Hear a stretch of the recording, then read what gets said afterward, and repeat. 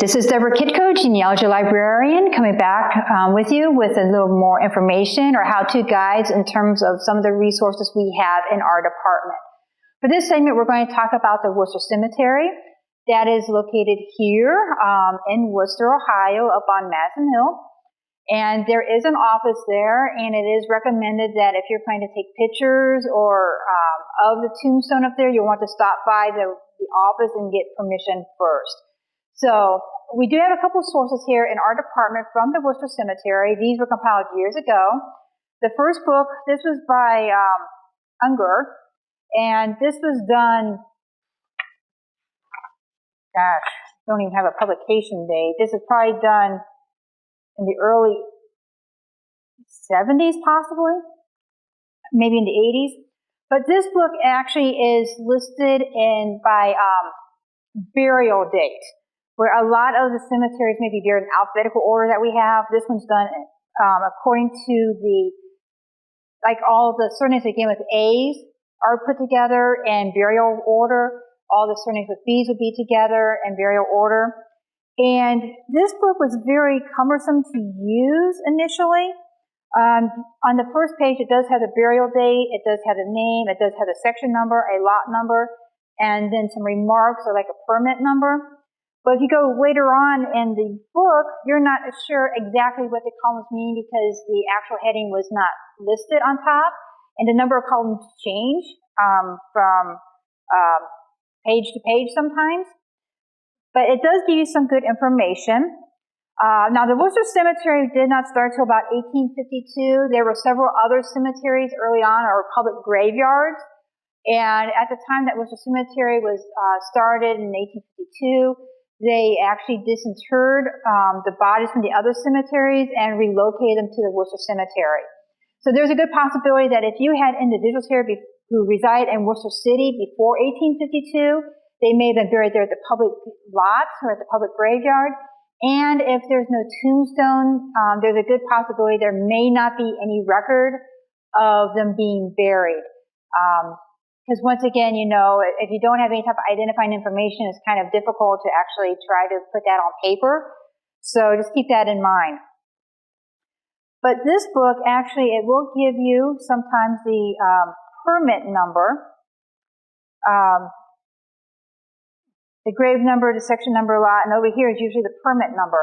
Now, we do have a supplement to go with this book that actually includes some of the permit numbers. It is not complete. This is divided into two sections, but this may give you a little bit more information. Where the burial record, it just gives you basically the burial date, not the death date, but the burial date, the name of the individual, and you may find a location within that cemetery, as well as permit number. If you do find a permit number, if you go to this book, it's called Wooster Cemetery Burial Permits, you may find some additional information. So, for example, here, burial permit number 15, this is the body of Mary C. Woolard, born Richland County, 1857, died Wooster, Ohio, October 21st, 1875 of lung disease. This one also provides you with the information that her parent was a John Berry. So you're now getting a maiden name for her, which you are not going to find on the death certificate or death record if she does have one.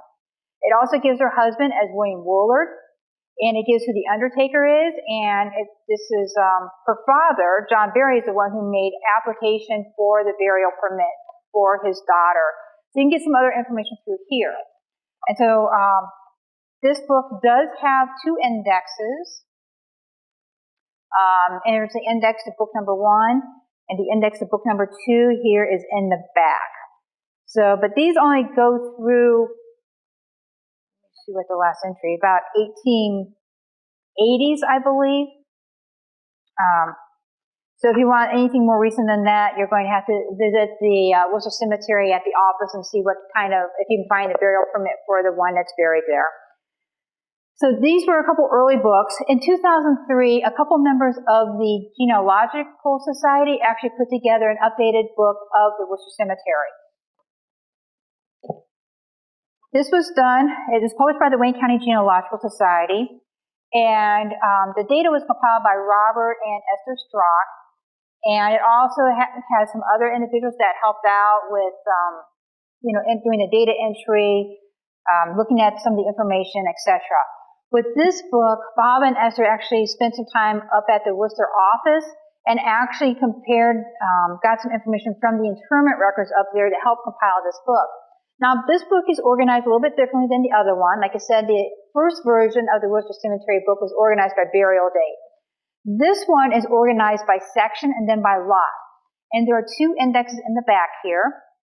You have an index by the name of the individual, and it gives you the section and the lot number.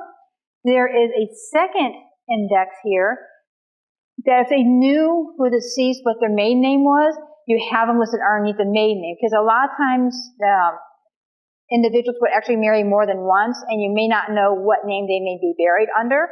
So this is a good guide. If at least you know their maiden name, you can find what their final name would have been at the time of their death. And so the type of information here, so here's like section 10. And if there's a check mark, it means that there is a tombstone available. It gives basically the name of the individual, the birth date, the age, the death date, the burial date, the permit number, if they had any type of military service, and then what lot number they'd be in within that section.